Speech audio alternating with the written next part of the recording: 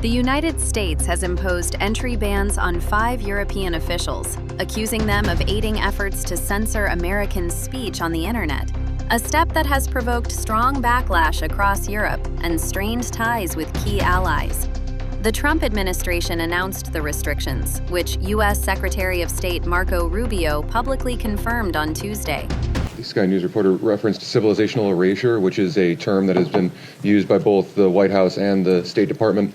Both the White House and the State Department have made kind of recurring overtures to Europe as a civilization that is in some sort of danger and that should join with the United States as a sort of Western civilizational bloc. And it seems to be a recurring priority.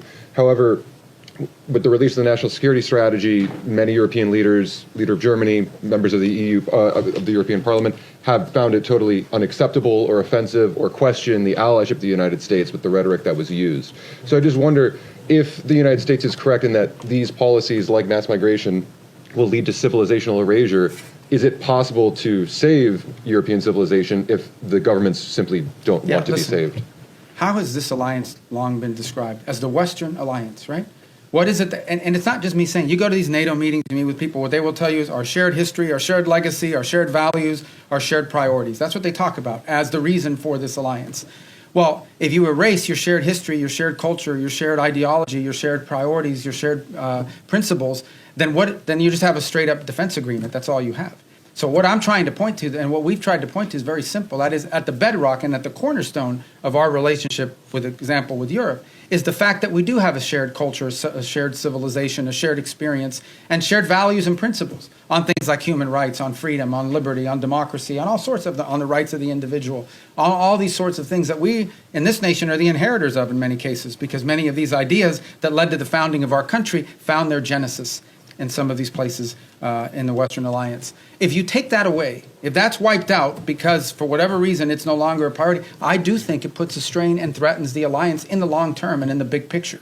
Now, whatever internal politics causes people to dispute this, I'm not going to comment on, other than to tell you that I do think that at the core of these special relationships we have is the fact that we have shared history, shared values, shared civilizational principles that we should be unapologetic about.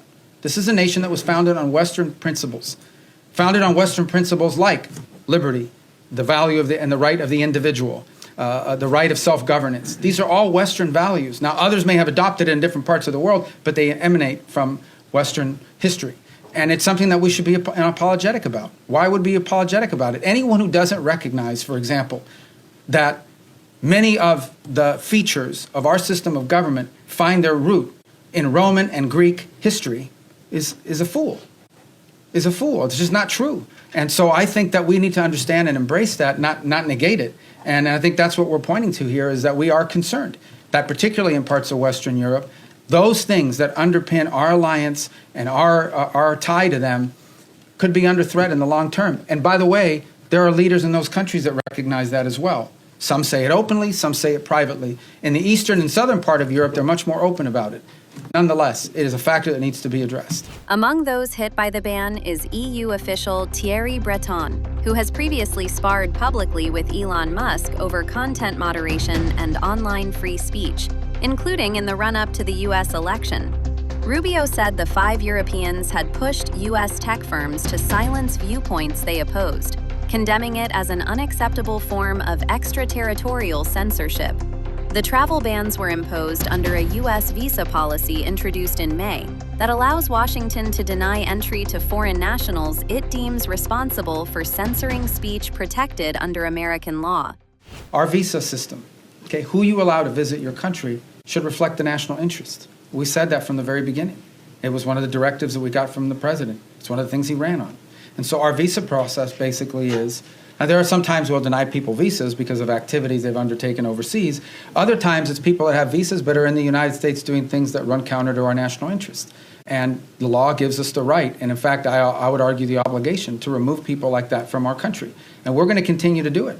I mean, it's as simple as that. I mean, sometimes somebody comes in and says, oh, I want to come in as a student.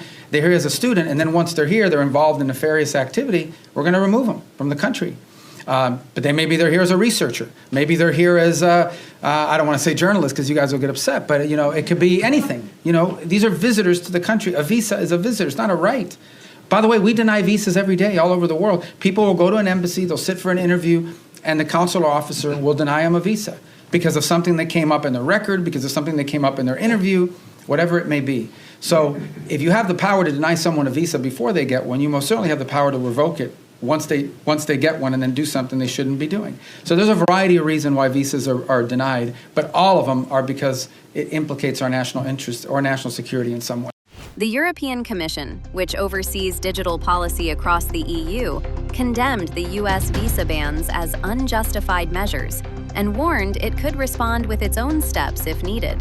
It said it has formally requested clarification from Washington, asking the State Department to explain the legal basis for labeling European officials as censors and to spell out how the new U.S. rules will be applied going forward.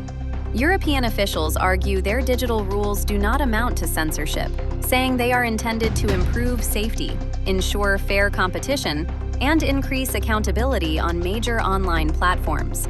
At the heart of the clash is the EU's Digital Services Act, which obliges major online platforms to identify and act on illegal or harmful material, including hate speech and disinformation, or face significant penalties.